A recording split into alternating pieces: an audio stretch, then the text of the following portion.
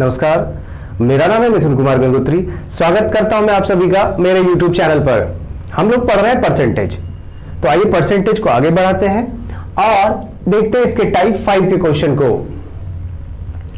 Percentage के अंदर mensuration के क्वेश्चन आते हैं, ठीक है, क्षेत्रफल वाले और आयतन वाले क्वेश्चन आते हैं।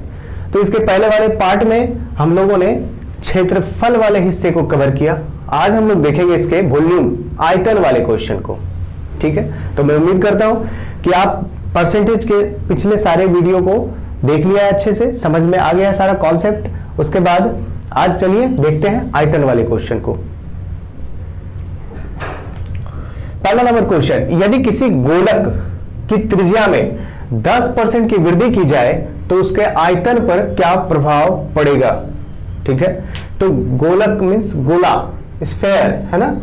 यदि किसी गोले की त्रिज्या में 10% की वृद्धि की जाए तो उसके आयतन पर क्या प्रभाव पड़ेगा।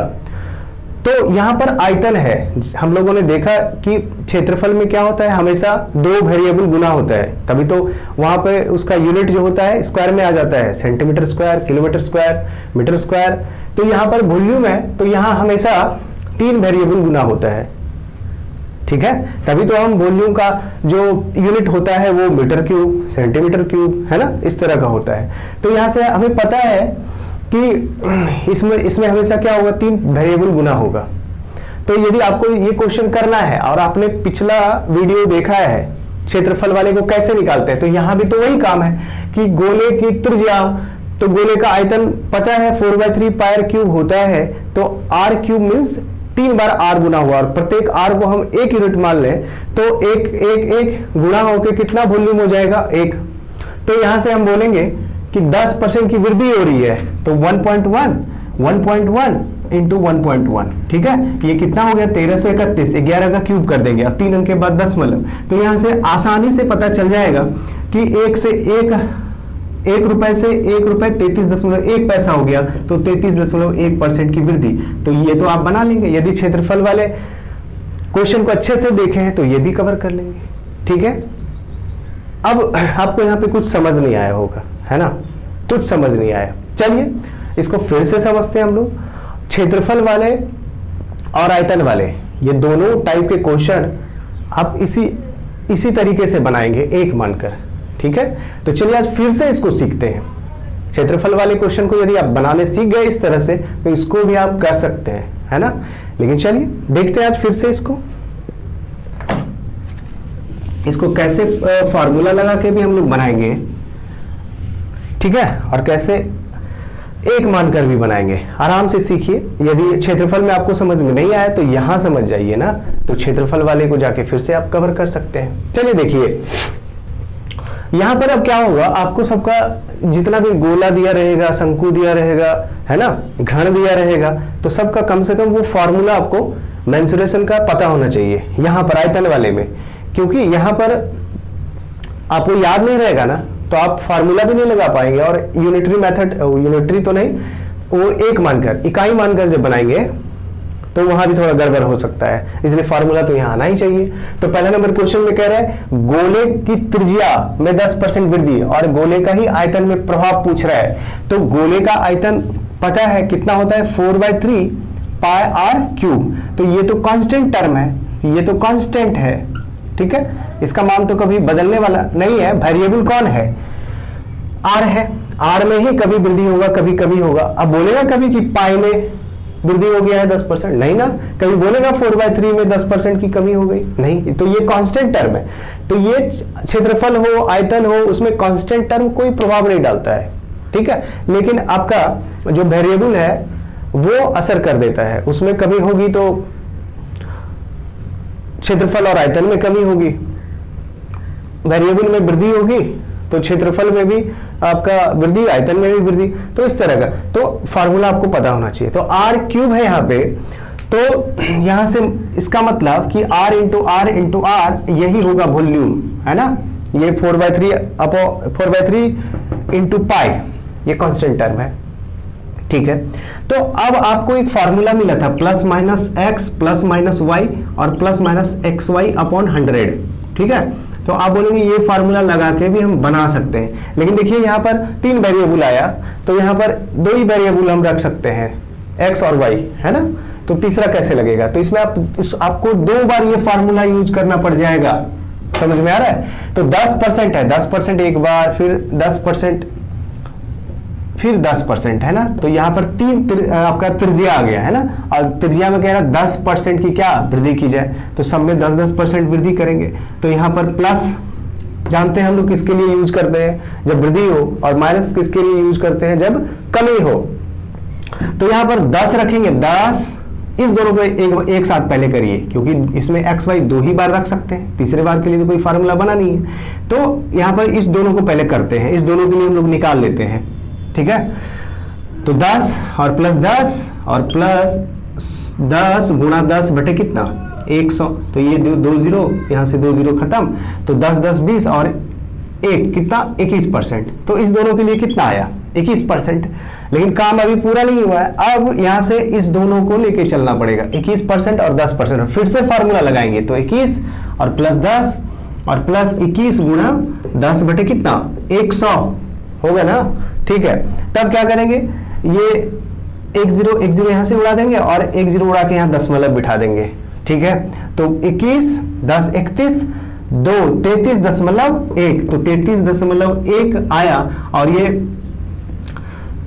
क्या आया 33.1 प्लस में आया, है ना। तो प्लस में आया तो हमेशा आपका क्या होगा, वृद्धि होगा। माइनस में ये आ जाए तो आप बोलेंगे कमी होगा। तो यहाँ पर आंसर देखिए कौन सा होगा, आपका दिया हुआ है 31 नहीं 33.1% की क्या हो जाएगी, वृद्धि हो जाएगी। लेकिन देखिए इस तरह से कितना ज्यादा लंबा चला गया आपका कैलकुलेशन, इस फॉर्मूले को 2 बार यूज करना पड़ा। मेरे तरीके पाइए ना, हम जो बता रहे हैं उसको सीखिए, हम जो बता रहे हैं उसको सीखिए, आप एकदम आसान कर देंगे आपका, ठीक है। ये तो समझ में आ गया, ये 2 बार फार्मूला लगा के समझ में आ गया। अब देखिए यहां से इसको सीखना ज्यादा जरूरी है, ये बच्चा वाला मेथड नहीं चलेगा। अब यहां पर हम क्या बोल रहे हैं, वो कांस्टेंट टर्म यदि छोड़ दिया जाए तो आप क्या बोलेंगे, त्रिज्या को 1 मान लीजिए हमेशा, तो 1 1 1, तब ये वॉल्यूम कितना अपना हो जाएगा, 1 गुणा 1 गुणा 1 बराबर 1 हो जाएगा। अब कह रहा है 10% की वृद्धि, तो 110 ये हो जाएगा ना, ये 1.1 को हम लोग डेसिमल वैल्यू यूज करते हैं, ठीक है। तो डेसिमल वैल्यू यूज करते हैं, फ्रैक्शन वैल्यू यूज करते हैं कि आपका कैलकुलेशन क्या हो जाए, आसान हो जाए। आदत बनाइए इसका। अब ये 110% ही है, 110 बटे 100, 2 0 उड़ा के 2 अंक के बाद 10 बोला तो 1.1 हुआ ना। तो कैलकुलेशन को आसान करना है आपको, तो थोड़ा सा स्मार्टली इसमें कैलकुलेशन चाहिए ही चाहिए, ठीक है। तो ये कितना हो गया, ये हो गया 1.1 इंटू 1.1 इंटू 1.1, ये सब में बड़ा है।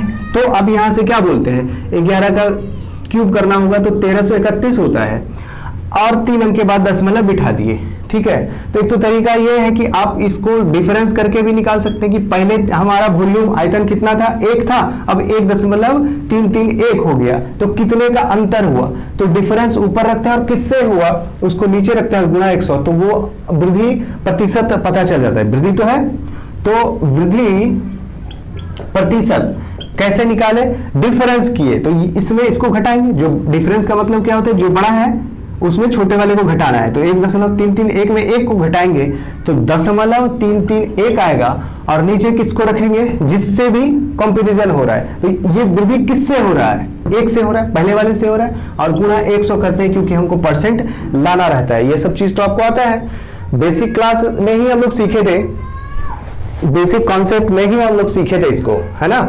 तो यहां से क्या करते हैं, यहां से जैसे भी आपको आता है ये उड़ा के यहां से 1 2 3 अंक के बाद मतलब पॉइंट उड़ा के 3 0, और ये 2 0 खत्म, 1 उड़ा के यहाँ, तो बोलते हैं 33.1% की क्या हो गई, वृद्धि हो गई, ठीक है। अब इतना भी नहीं करना, और शॉर्ट करना है, तो और शॉर्ट आइए ना, ये सब कुछ मत लिखिए, है ना, ये सब कुछ मत लिखिए, ये अब हमेशा क्या होगा 1 1 1 होके 1 ही होगा वॉल्यूम। तो इससे भी कोई मतलब नहीं है, इससे भी कोई मतलब नहीं है, और फॉर्मूला भी हम लोग नहीं लगाएंगे, सीधा यहीं पे देखेंगे। सीधा क्या करेंगे, सीधा हम लोग इस पे जाएंगे, बस इतना ही कैलकुलेशन हमको करना है और मेरा आंसर आ जाएगा। सीखिए इसको, आपको सिलेक्शन चाहिए, आपको नौकरी लेना है, तो इस तरीके पे आपको आना पड़ेगा। अब ये सब तरीका लगाएंगे तो फंस जाएंगे, बनेगा तो जरूर, आंसर तो आएगा जरूर, लेकिन सिलेक्शन नहीं होगा आपका। यहां देखिए इसको, आप सिर्फ इतना ही करिए और कुछ मत करिए। 1.1 को आप 3 बार गुना करें तो 1331 आया। तो हम बोल रहे हैं कि पहले हमेशा 1 था, अब रुपए बोलते हैं ताकि मेरा आसानी से आंसर आ जाए। पहले 1 रुपए था, 1 रुपए में कितना पैसा होता है? 100 पैसा होता है। पहले 1 रुपए था, अब कितना हो गया? अब हो गया 1 रुपए 331 पैसा। तो बोल नहीं सकते हैं क्योंकि पैसा 2 ही अंक में पैसा रहता है, 99 पैसा तक ही पैसा है। जैसे ही 100 पैसा हुआ तो वो आपका 1 रुपया हो जाएगा, ठीक है। तो यहाँ दशमलव के बाद देखिए कितना वृद्धि हो रहा है, तो वृद्धि हो रहा है 33.1। अब 2 अंक के बाद आगे कुछ भी डिजिट आए ना तो उसमें पॉइंट बैठा देंगे। तो यहां से बोलेंगे 1 रुपए था, 1 रुपए 33.1 पैसा हो गया, मतलब 1 रुपए से 1 रुपए 33 पैसा हो गया ना। अब ये बाद में कुछ आए तो उसको पॉइंट में रख देंगे, तो 33.1% की वृद्धि हो गई। तो जितने पैसे की वृद्धि उतना परसेंट की वृद्धि, और जितने पैसे की कमी होगी उतना परसेंट की कमी बोलेंगे। बात समझ में आ रहा है? 1 रुपया था, अब ये 1 रुपया 33 पैसा हो गया, तो 33% की वृद्धि। अब 33 के बाद 2 अंक के बाद कुछ भी आए तो उसको पॉइंट में आप रख दीजिए, आंसर आ जाएगा। एक ही लाइन करेंगे और पूरा आंसर निकल के आ जाएगा। बात समझ रहे हैं? इसको सीखिए। इसमें नहीं सीख पाए तो इसके नेक्स्ट क्वेश्चन में तो जरूर सीखेंगे। और ये फार्मूला का झंझट हटाइए, फार्मूला देख रहे हैं 2 बार लगाना पड़ जा रहा है। दूसरे नंबर क्वेश्चन में आइए, सीखिए आप। यदि किसी बेलन की त्रिज्या में 20% की वृद्धि की जाए तथा उसकी ऊंचाई में 10% की कमी की जाए तो आयतन पर क्या प्रभाव पड़ेगा? तो बेलन की त्रिज्या में 20% वृद्धि हो रही है और ऊंचाई में 10% कमी हो रही है, ध्यान दीजिए। अब यदि आप फॉर्मूला यूज करेंगे तो 2 बार लगाना पड़ जाएगा। मेरे तरीके पे आइए तो आपको क्या आसानी से एक ही लाइन में मिल जाएगा। लेकिन अब सबसे पहले बेलन का आयतन आपको पता होना चाहिए, क्योंकि वेरिएबल कौन कितने बार गुना हो रहा है ये फॉर्मूला बताता है आपको। तो बेलन का क्या आयतन होता है? बेलन का आयतन क्या होता है? पाई आर स्क्वायर एच होता है ना। तो ये पाई यहां पर क्या है? कांस्टेंट है। तो यहां से बोलेंगे क्या कि आर इंटू एच, ये वॉल्यूम हो जाएगा अब, है ना। आर इंटू एच ये किसके बराबर होगा? वॉल्यूम। अब बोलिए कि 1 माने फिर इसको भी 1 माने तो वॉल्यूम कितना हो गया? 1 यूनिट होगा ना। तो इसको तो अब हमेशा माइंड में कैलकुलेशन करना है, लेकिन अब ध्यान बस ये रखना है कि आर यहां पर 2 बार है, तो यहां आर में क्या हो रहा है? त्रिज्या में क्या हो रहा है? 10% की वृद्धि। तो 10% की वृद्धि 1.1, फिर 10% की वृद्धि त्रिज्या में ही ना, तो त्रिज्या कितने बार आया? 2 बार, तो फिर 1.1, ठीक है। तो ये ध्यान देना पड़ेगा। अब कह रहा है उसके ऊंचाई में 10% की, सॉरी ये बेलन की त्रिज्या में 20% की वृद्धि हो रही है ना, तो 20% की वृद्धि हो रही है तो 1.2 इंटू 1.2, ठीक है, 20% की वृद्धि हो रही है। और उसके ऊंचाई में 10% की कमी हो रही है, तो ऊंचाई कितने बार आया? 1 बार ना, त्रिज्या 2 बार, तो इसलिए 1.2 कर दिए।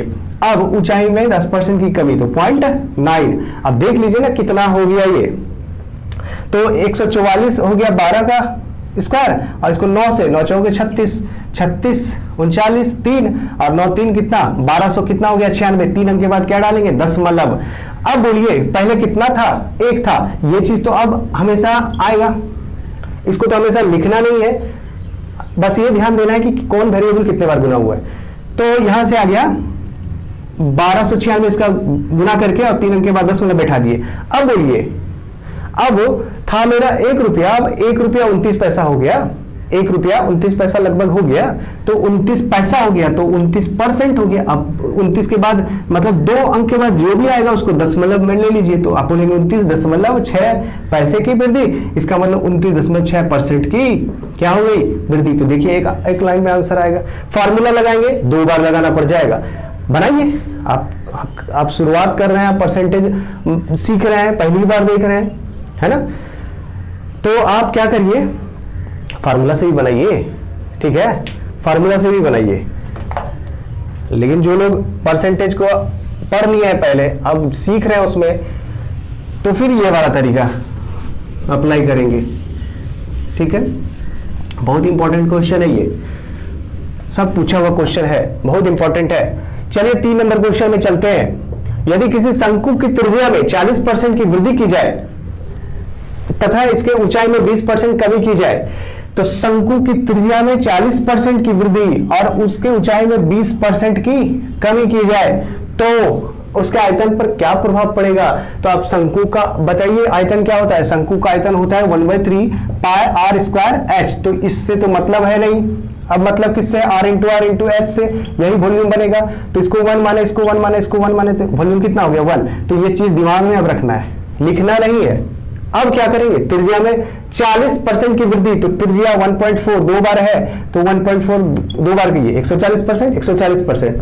अब ऊंचाई में कह रहा है 20% की कमी की जाए, तो 20% कमी करेंगे तो 0.8 होगा ना, ठीक है, क्योंकि ऊंचाई एक बार आया है तो एक ही बार 0.8। 20% की कमी 80% है। ये 80% का डेसिमल वैल्यू यूज करते हैं। आप चाहे 80% ही इसको लिखिए, लेकिन उसको कटा के ऐसा बनाइए आप, ठीक है। सीखिए, हर एक चीज सीखिए, क्योंकि आप एकदम पहले जैसे रहेंगे, बदलाव नहीं होगा, तो फिर कोई मतलब नहीं रहेगा आपके पढ़ने का और मेरे पढ़ाने का। सीखिए इसमें। तो 14 का कितना हो जाएगा, 196 गुणा करेंगे 8 से, ठीक है।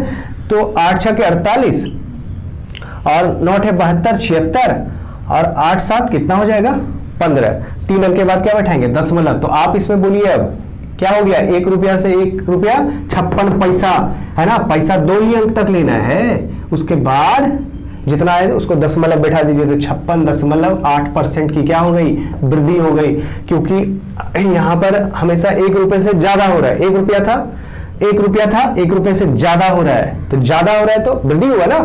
अब कमी कभी कभी हो जाएगा तो वहां कमी बोलेंगे, जितना पैसा की कमी उतना परसेंट की कमी। तो यहाँ 56.8 कहीं दिख रहा है आपको आंसर में, बिल्कुल दिख रहा है। अच्छा अब देखिए यहाँ पे प्रभाव पूछ देगा ना तो क्वेश्चन फंसाएगा आपको, ऑप्शन डाल के। आप 56.8% निकालें, आपको दो जगह मिल जाएगा। यहाँ भी 56.8 है ऑप्शन नंबर ए, और डी नंबर ऑप्शन भी 56.8 है। कौन सा मारेंगे, वृद्धि ही मारेंगे ना। ये एरो ऊपर जा रहा है तो वृद्धि दिखा रहा है, एरो नीचे जा रहा है कमी दिखा रहा है, तो कमी तो होता नहीं है, यहाँ तो वृद्धि हो रहा है, तो वृद्धि वाला मारेंगे। समझ में आ रहा है, समझ में आ रहा है। आप बोलेंगे नहीं हमको फार्मूला से बनाना है, ठीक है, फार्मूला से बनाना है तो इससे 4 गुना समय ज्यादा लगेगा, इस टाइप से 4 गुना समय ज्यादा फार्मूला में लगेगा। आप बोलेंगे फार्मूला लगाना है x + y और प्लस xy/100, ये वाला फार्मूला आप जानते हैं, बहुत अच्छे जानते हैं, तो लगाइए जरा। कह रहे हैं त्रिज्या में 40% की वृद्धि, तो त्रिज्या और फिर ऊंचाई, तो देख लीजिएगा कहाँ यूज करना है आपको क्या। ये दोनों तो प्लस में रहेगा और ये माइनस यूज होगा ना, क्योंकि कमी हो रहा है। और 2 बार आता है आयतन में त्रिज्या, है ना, 1/3 पाई आर स्क्वायर एच, तो आर स्क्वायर 2 बार आता है इसलिए 2 बार। तो अब फार्मूला आप लगा रहे हैं ना, तो कैसे लगाएंगे, ये वाला फार्मूला 2 ही भरे हुए, तो किसी 2 को एक बार एक साथ लेके चलेंगे, है ना, किसी 2 को एक साथ लेके चलेंगे, इसको और इसको एक साथ लेके चलेंगे। जब एक साथ लेके चलेंगे तो फार्मूला लगाएंगे ये वाला 40 और प्लस 40 और प्लस 40 गुणा 40 और बटे कितना 100। तो ये 2 0 उड़ा के इधर उड़ा दिए, ठीक है, समझ में आ रहा है। 40 कितना हो गया, 40 80 और 4 चौके 16, तो 80 16 कितना 96%। इस दोनों के लिए कितना आया 96%, है ना। अब दोबारा लगाना ना फार्मूला, क्योंकि अभी तो ये बचा हुआ है, तो फिर से हम लोग ये फार्मूला अप्लाई करेंगे इस दोनों के लिए। तो हम लोग क्या करेंगे, x के जगह पे रखेंगे 96 प्लस में। अब देखिए y के जगह पे आप माइनस है ना, कमी हो रहा है ना, कहां से देख रहे थे 3 नंबर, हाँ। ऊंचाई में 20% की कमी, तो कमी बोल दिया तो माइनस यूज करना है, तो माइनस यहाँ पे रखेंगे -20। अब बोलिए ये वाला क्या हो जाएगा सिंबल, ये भी माइनस हो जाएगा, क्योंकि 96 और गुणा 20/100 यही करेंगे ना आप। तो यहां से 96 के लिए प्लस आएगा, लेकिन इस 20 के लिए माइनस आएगा, तो गुणा में है तो प्लस गुणा माइनस होता है, ये तो पता है आपको। तो अब क्या हो जाएगा, यहाँ से 2 0 उड़ाए तो यहाँ पे क्या करती है, एक पॉइंट बैठा दीजिए, इसी में बैठा दीजिए, कहीं कोई दिक्कत नहीं है। अब ये 96 में जाएगा 20, तो बचा 76, और इधर देख लीजिए कि 6 दूना 12, 9 दूना 18, 1 19, एक अंक के बाद दशमलव। अब 76 में घटेगा 19.2, तो आप बोलेंगे 0.8 हो गया, और ये हो गया आपका कितना, अब 6 और ये 5, है ना, तो 56 दशमलव कितना हो गया 8, तो 56.8% पॉजिटिव आया तो बोलेंगे क्या, वृद्धि हो गई। देखिए कितना समय लग गया, यहां से एक बार फार्मूला लगाया 96 निकाला, फिर 96 और 20 को लेके चले तब 56.8% हमारा आया, तब जाके हम आंसर कर पाए। क्यों पड़े ऐसे चक्कर में, हम बोल रहे हैं आप सीखिए, आप इस तरह का क्वेश्चन बनाइए ना, 10 क्वेश्चन बनाएंगे तो आपका एकदम क्लियर हो जाएगा, कहीं कोई दिक्कत नहीं। हम बोल रहे हैं सीधा आपको कि सबको 1 मान लीजिए ना, तो 40% की वृद्धि हो गई तो 1.4 गुना 1.4 करिए आप, ठीक है, और गुना कह रहे 20% की कमी हो गई तो 0.8 कर दीजिए ना, गुना कर दीजिए, आपका आंसर आ जाएगा। जैसे ही गुना किए तो क्या आ गया, 14 का स्क्वायर करना होगा 196 और गुना कर देंगे उसको 8 से तो 8 के 48 और 9 72 76, फिर 7 8 7 कितना आ गया 15, 3 अंक के बाद दशमलव बैठा दिए, तो यहीं से देख लिए कि दशमलव के बाद देखिए ना 1 रुपए से 1 रुपए 56 पैसा हो गया, तो 56.8% की क्या हो गई, वृद्धि हो गई। कितना आसान है, कितना आसान है। आप क्यों जाते हैं इसे फार्मूले के चक्कर में, हटाइए इसको, फार्मूला लगाएंगे समझ जाएगा, समझ जाएगा, क्वेश्चन नहीं कर पाएंगे पूरा। आप एरिया में लगाते थे ना फार्मूला, तो एरिया में तो चलिए एक बार में लगाया और निकल गया, क्योंकि वहां 2 वेरिएबल हमेशा गुणा होता है, समझ में आ रहा है। तो आप करेंगे कौन सा नंबर, अब 4 नंबर, एक गोलक की त्रिज्या में 50% की वृद्धि की जाए तो उसके आयतन पर क्या प्रभाव पड़ेगा। तो गोलक की त्रिज्या मतलब गोले की त्रिज्या में 50% की वृद्धि, तो 50% की वृद्धि 1.5, क्योंकि गोले की त्रिज्या, गोले का आयतन क्या होता है 4/3 पायर क्यूब, है ना, होता है ना 4/3 पायर क्यूब, तो वहां पे r 3 बार गुना होता है, तो हो गया। अब 15 और 15 225 और 225 गुणा 15 करेंगे ना, मतलब ये 75 37 और 33, 15 का क्यूब। उसके बाद कितने अंक के बाद दशमलव, 3 अंक के बाद दशमलव, तो दशमलव के बाद अब देखिए यहां से इसका आंसर कितना हो जाएगा। अब यहां से बोलेंगे पहले 1 रुपए था, अब 3 रुपए 37 पैसा हो गया ना, है ना, 3 रुपए 37.5 पैसा, इतना हो गया, बोल सकते हैं ना। तो 1 रुपए से हो गया 3 रुपए, तो पहले तो यही आपका 200% बढ़ गया, है ना, 200 पैसा यही बढ़ गया। हम बोल रहे पैसा कितना बढ़ा, तो 1 रुपए से 3 रुपए हो गया, तो 200 पैसा यही बढ़ गया। उसके बाद इधर 37 पैसा अलग से बढ़ा है, तो यहां से बोलेंगे ना 237 दशमलव कितना हो गया 5%, ये वृद्धि हो गया। तो आपका आंसर कितना हो जाएगा 237.5%, ठीक है। ये समझ में नहीं आया, 1 रुपया था 3 रुपया 37 पैसा हो गया, तो कितना पैसा 337 पैसा बढ़ा, तो 337 पैसा आंसर हो गया। अब मतलब 2 अंक के बाद जितना आएगा सबको किस में लेना है, दशमलव में लेना है, क्योंकि पैसा तो 2 ही अंक तक पैसा रहेगा ना, समझ में आ रहा है ना। 99 पैसा तक ही पैसा है, जैसे वो 100 बढ़ा तो रुपया बन जाएगा, ठीक है, आ रहा है समझ में।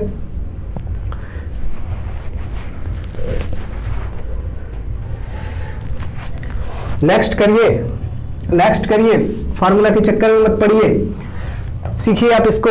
5 नंबर, यदि एक घन की प्रत्येक भुजा 10% बड़ा कर दिया जाए तो घन का आयतन कितना बढ़ जाएगा। अब घन का आयतन क्या होता है, भुजा क्यूब होता है ना, होता है, तो भुजा क्यूब होता है ना, तो 10% बढ़ा दिया जाए तो 1.1 तो कितना हो गया ये 1331 हो गया, 3 अंक के बाद दशमलव, तो आप बोलिए 1 रुपए से 1 रुपए 33 पैसा हो गया, तो कितना पैसा 133 पैसा की वृद्धि, है ना, सॉरी 33 पैसा की वृद्धि, और 2 अंक के बाद जो आया उसको दशमलव में ले लेंगे, आपका आंसर आ गया। तो 33.1%। तो ये पहला नंबर क्वेश्चन किए थे तो उसमें भी आया था आपका 33.1। यहाँ पे गोले की त्रिज्या में 10% वृद्धि, यहाँ घन के प्रत्येक भुजा में 10% की वृद्धि, तो दोनों एक ही क्वेश्चन हो गया, है ना, सिर्फ वहां पे आपका गोला आया, यहाँ पर घन आया, तो दोनों जगह सेम बात, तो 33.1% हो गया आंसर। चलिए लास्ट, अब कह रहा है 6 नंबर क्वेश्चन में, यदि किसी सिलेंडर, है ना, सिलेंडर मतलब क्या, बेलन, है ना, बेलन की त्रिज्या 50% कम कर दी जाती है और उसकी ऊंचाई 50% बढ़ा दी जाती है, तो आयतन में कितना परिवर्तन होगा, ये पूछ रहा है आपसे। तो क्या करेंगे, सिलेंडर का क्या होता है पाई आर स्क्वायर एच ना, तो पाई तो कांस्टेंट है, तो आर स्क्वायर इंटू एच। तो ध्यान दीजिएगा कि 2 बार किसको, त्रिज्या है 2 बार, इसलिए आप कम करेंगे 0.5 2 बार, 50% की कमी, तो 50% बचा ना, 100 में 50 की कमी तो 50 बचा, तो ये 50% की कमी, 50% की कमी, और ऊंचाई में 50% की क्या वृद्धि हो गई है। तो 1.5 एक बार करेंगे क्योंकि h एक बार आया है। तो यहां अब हो गया 1 रुपए से कम, पहले वॉल्यूम 1 था, अब हो गया ये 1 रुपए से कम, तो यहां से बोलेंगे ना 37 पैसा हो गया, तो 37 पैसा हो गया, तो 37.5 पैसा हो गया। इसका मतलब कितने पैसे की कमी, तो 100 था पहले 100 पैसा, अब इसमें पॉइंट ये आप बोलेंगे 37.5 इतने की कमी हो गई। ठीक है, अभी तक वृद्धि हो रही थी तो देख लेते थे कि 1 रुपए से कितना पैसा बढ़ा, अब 1 रुपए से कितना कम हो गया, 37.5 पैसा हो गया। तो यहां से आप क्या बोलेंगे कि ये 62.5% की क्या हो गई है, कमी इस बार, है ना, 62.5% की कमी। इसको 100 में घटाएंगे 100 पैसा, 1 रुपया में घटाएंगे तो 1 रुपया में 100 पैसा, उसमें 37.5 पैसा घटाए तो कितना आ गया 62.5 पैसा। इसका मतलब 62.5% हो गया आपका answer, 62.5%, option number D answer हो गया। तो समझ में आया, तो आप इसको पकड़िए, इस पैटर्न को पकड़िए, इस तरीके को पकड़िए, बहुत फायदा होने वाला है। आप जाएंगे फॉर्मूला पे बनाने ना, फंस जाएंगे, आपका इसके चक्कर में 2-3 क्वेश्चन छूट जाएगा, समझ रहे हैं। ठीक है, तो उम्मीद करते हैं ये चीज आपको अच्छे से समझ में आया होगा। क्षेत्रफल वाले क्वेश्चन और आयतन वाले क्वेश्चन दोनों एक ही पैटर्न पे बनते हैं, दोनों इकाई मान के हम बना सकते हैं, आयतन वाले और क्षेत्रफल वाले को। तो चलिए लेते हैं आपसे विदा, मिलते हैं नेक्स्ट क्लास में, तब तक तैयारी करते रहिए। और मेरे वीडियोस आपको पसंद आ रहे हैं, आपकी तैयारी में हेल्पफुल हो रहे हैं, तो वीडियो को लाइक करिए, दोस्तों में शेयर करिए और सब्सक्राइब करिए। चैनल पे नए हैं तो उसके बाद बेल आइकन को हिट करिए, लेटेस्ट नोटिफिकेशन मिलते रहेंगे आपको। चलिए विदा लेते हैं आपसे, तैयारी करते रहिए। जय हिंद।